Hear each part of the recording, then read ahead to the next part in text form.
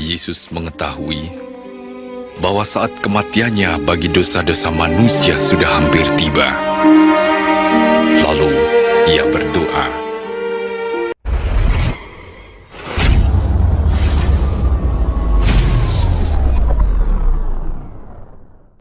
doa itu adalah kekuatan orang percaya, Jonas. Yes, amin. Di dalam doa itu ada namanya hubungan dengan Tuhan. Ya, Dan di dalam doa ada namanya pengharapan. amin. Dan di dalam doa, disitulah kita mendapatkan ketenangan waktu dekat dengan Tuhan. Ya, Pak. Makanya Alkitab berkata, hanya dekat Tuhan saja kita tenang. Dan di dalam doa itu ada jawaban. Amin. Nah, jawaban itu bukan yang terbaik untuk kita, tetapi yang terbaik di mata Tuhan.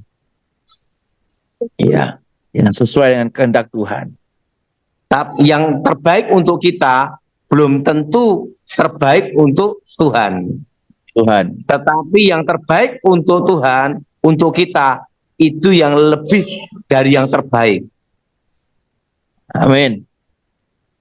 Maka Alkitab berkata bahwa Tuhan menjawab doa kita melebihi yang kita pikirkan dan doakan. Doa itu belum tentu jawab Tuhan ya. Bisa tunggu dulu, bisa tidak. Tapi Atau apapun tidak. jawaban Tuhan, itu yang terbaik dan lebih daripada yang terbaik untuk kita. Doa itu pertama doa pribadi. Apa, Jonas? Doa pribadi. Nah, kedua ada namanya doa bersama. Iya, betul, Pak. Nah, doa bersama ini bicara tentang kesatuan hati. Betul. Apalagi doa suami istri. Bila sepakat dua orang di antara kamu berdoa, maka apapun permintaannya Tuhan jawab. Jawab. Betul? Betul, Pak. Nah, doa bersama ini juga bisa namanya doa syafaat atau doa peperangan. Iya. Doa syafaat atau doa apa, Jonas? Peperangan, Pak. Nah itu ada doa yang Tuhan kehendaki dalam hidup kita. Kita ini lebih daripada hanya sekedar doa peperangan, yaitu doa Iya, Pak. yang berhubungan pribadi dengan Tuhan. Iya. Gimana, Jonas? Doa itu seperti nafas, Pak, ya. Iya, doa adalah nafas hidup kita, Jonas. Dan orang Kristen, orang percaya harus berdoa, Pak, ya. Iya, karena tanpa doa kita bisa mengambil keputusan yang salah, Jonas. Betul, Pak. Tapi di dalam doa minimal kita ada namanya ketenangan dan bisa berpikir. Tapi yang lebih hebat Pengharapan. lagi kalau di hadirat Tuhan ada damai dan diberi petunjuk jalan keluar. Iya. Minimal itu dalam doa itu ada namanya ketenangan. Amin. Dan Supaya- pengharapan, Pak, ya. Iya, supaya tidak mengambil keputusan dengan tergesa-gesa. Salah. Nah, itulah doa adalah jembatan bagi kita. Dan segala sesuatu yang didoakan harus ada namanya harapan. Karena itu adalah dasar dari iman. Sahabat khotbah populer, melalui video ini hambanya Evangelis Daud Tony mengajak kita untuk berdoa. Saya percaya Tuhan punya maksud dalam setiap doa kita. Alkitab sendiri mencatat banyak tentang doa. Dan doa merupakan hal yang sangat penting dalam kehidupan orang percaya. Karena doa adalah napas kehidupan orang percaya. Lain dari itu, doa juga adalah jembatan untuk kita membangun hubungan dengan Tuhan. Komunikasi dengan Tuhan itu adalah doa. Dalam Markus 14 ayat 38, firman Tuhan menegaskan, Yesus yang berbicara dalam ayat tersebut yang berbunyi, berjaga-jagalah dan berdoalah supaya kamu jangan jatuh ke dalam pencobaan. Roh memang penurut tetapi daging lemah. Ini adalah ajaran Tuhan Yesus langsung atau perintah Tuhan Yesus. Berdasarkan konteks, waktu itu Tuhan Yesus ada di Taman Getsemani, sedang berdoa, sedang mempersiapkan diri untuk menyambut penyaliban. Dia harus disalib, tapi sebagai manusia biasa, dia harus berdoa. Tetapi sebagai Allah sejati, dia harus memenuhi tugas untuk menebus manusia dari dosa. Dan pada saat itu dia membawa para murid. Ada 3 murid yang dia bawa. Ada Yohanes, ada Petrus, dan ada Yakobus. Tuhan Yesus meminta agar mereka berjaga-jaga dan berdoa. Tapi waktu Tuhan Yesus kembali, Tuhan Yesus mendapati mereka sedang tidur. Makanya keluarlah ungkapan ini, berjaga-jagalah dan berdoalah, supaya kamu tidak jatuh ke dalam pencobaan. Ini pernyataan Tuhan, supaya kamu tidak jatuh dalam pencobaan. Hidup kita ini penuh dengan pencobaan, sahabat, yang datangnya dari iblis, dan juga datangnya dari diri sendiri, kesalahan diri sendiri, kekurangan diri sendiri, atau kelemahan diri sendiri. Itu. Kalau kita tidak berdoa, bahaya sekali, maka diri kita akan lemah dalam menghadapi banyak hal, dalam menjalani hidup ini, sehingga kita bisa jatuh ke dalam pencobaan, dan kita akan jatuh dalam dosa. Dan kalimat berikutnya, roh memang penurut tetapi daging lemah. Apa maksudnya? Firman Tuhan menegaskan kepada kita bahwa roh kita memang menginginkan hal-hal yang bersifat spiritual, dengan arti kita membangun hubungan dengan Tuhan. Roh itu ingin selalu dekat dengan Tuhan, karena roh itu adalah dari Allah sendiri sebagai media atau sebagai bahan yang ada dalam diri kita untuk menjadi penghubung kepada Allah. Tapi karena ada tubuh yang katanya lemah, itu menjadi penghambat. Secara praktis, kalau kita gambarkan, manusia itu terdiri dari psikofisis. Ada unsur jasmani, ada unsur rohani. Jasmani dan rohani ini bertentangan, sahabat. Digambarkan seperti 2 macan yang sedang bertempur karena berbeda. Satu macan putih, satu macan hitam. Macan putih adalah roh, macan hitam adalah tubuh. Mana yang menang apabila mereka berkelahi?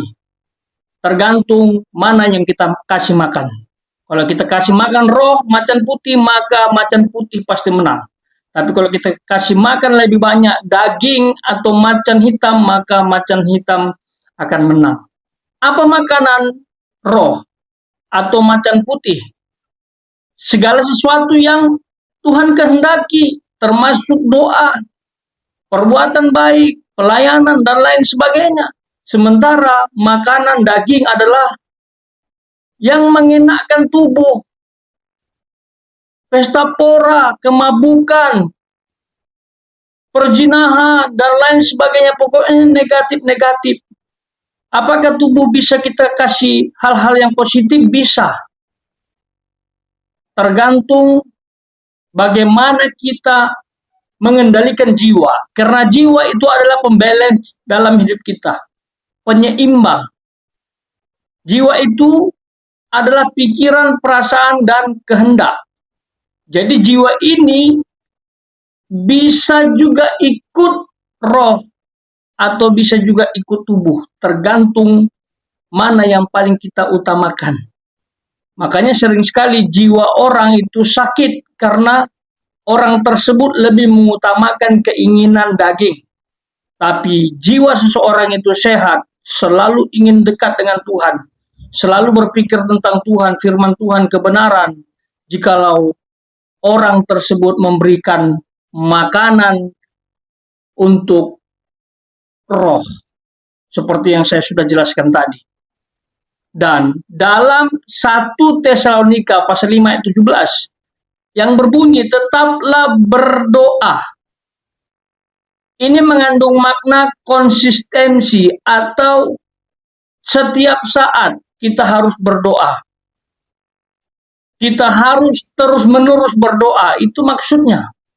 Tetaplah berdoa dalam segala hal, dalam situasi apapun, baik susah maupun senang.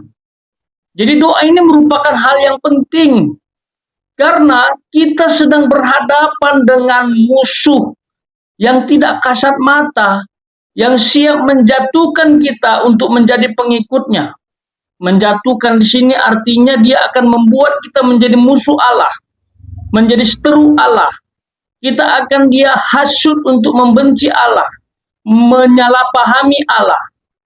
Itu iblis tadi. Jadi kita harus paham, makanya doa yang kita naikkan itu membantu kita untuk kuat, dibentengi dengan kekuatan Allah. Tuhan Yesus saja, Allah yang inkarnasi menjadi manusia, memberikan teladan untuk kita semua. Teladan doa yang luar biasa. Ya, dia berdoa secara manusia ya. Yang berdoa itu adalah kedagingan atau dagingnya sebagai manusia. Tuh. Tetapi Allah atau kealahannya itu tidak membutuhkan doa, tetapi menerima doa.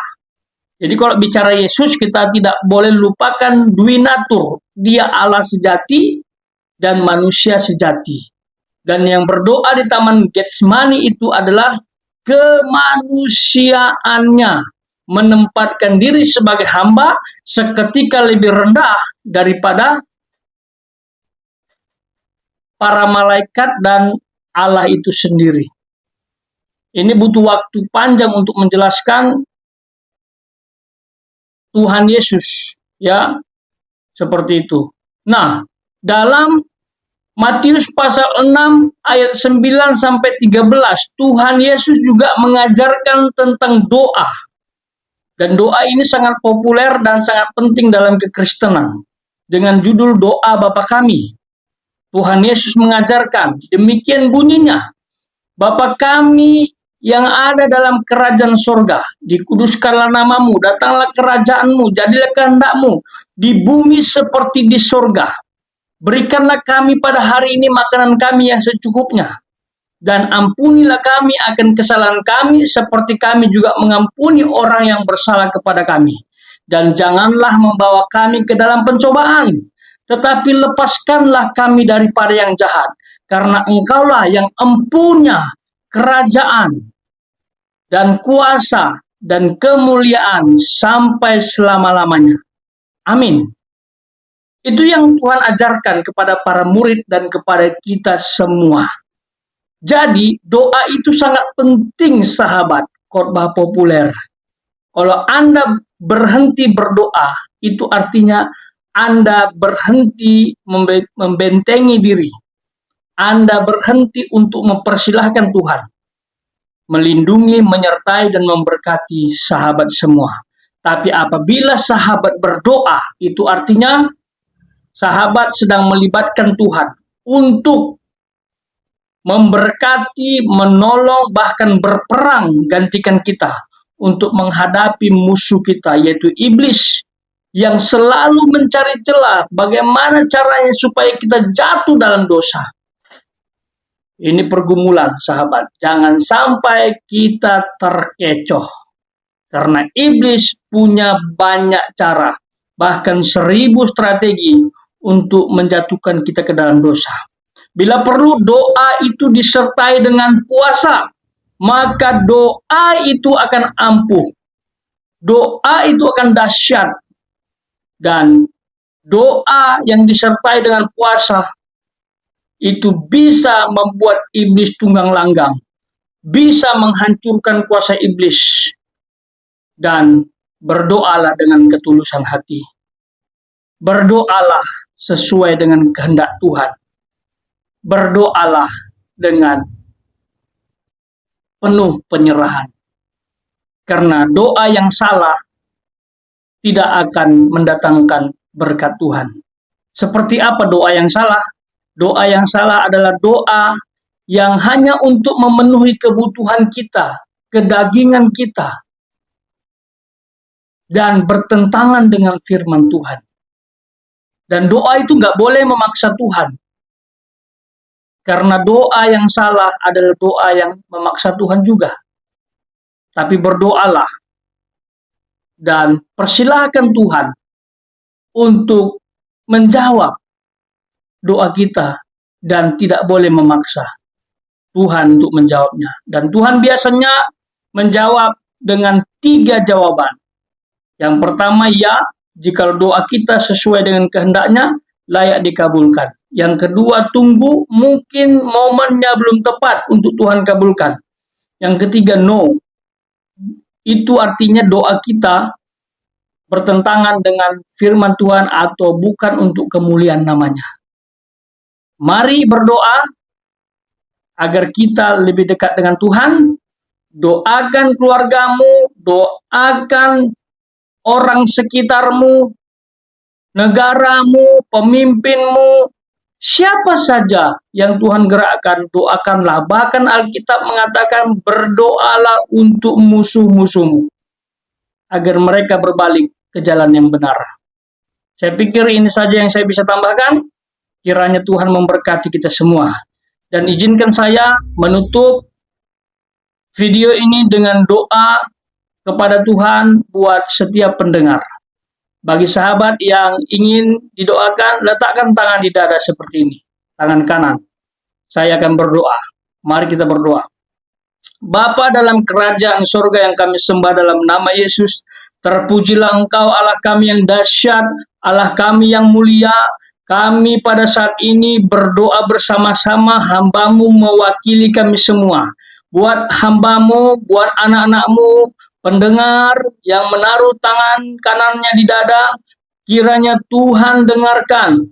Kami berdoa kiranya setiap anak-Mu yang mendengarkan video ini diberkati Tuhan, dipakai Tuhan, dilindungi Tuhan. Dalam nama Yesus, dijauhkan dari setiap mara bahaya, sakit penyakit disembuhkan dalam nama Yesus. Jikalau ada anak-Mu yang terjerat kuasa gelap, iblis, dalam bentuk apapun, sihir, santet, dan guna-guna, apapun itu Tuhan, kami patahkan demi nama Yesus. Sehingga anak-anak-Mu bebas dari kuasa iblis, tipuan iblis. Dan Engkau bebaskan dari kutuk masa lalu maupun kutuk masa depan. Setiap anak-Mu diberkati Tuhan dengan segala kelimpahan. Hidupnya akan mengalami damai sejahtera. Usahanya akan diberkati Tuhan. Keluarganya akan Tuhan pulihkan. Dan apapun yang mereka kerjakan Engkau buat berhasil. Secara khusus hati mereka, para pendengar, menjadi milik Kristus. Jangan biarkan mereka menjadi pengikut iblis yang membawa mereka kepada kebinasaan. Terpujilah nama-Mu, kami percaya Tuhan sudah mengabulkan doa kami, namun biarlah kehendak-Mu jadi. Dalam nama Yesus kami berdoa dan mengucap syukur. Amin. Tuhan Yesus memberkati.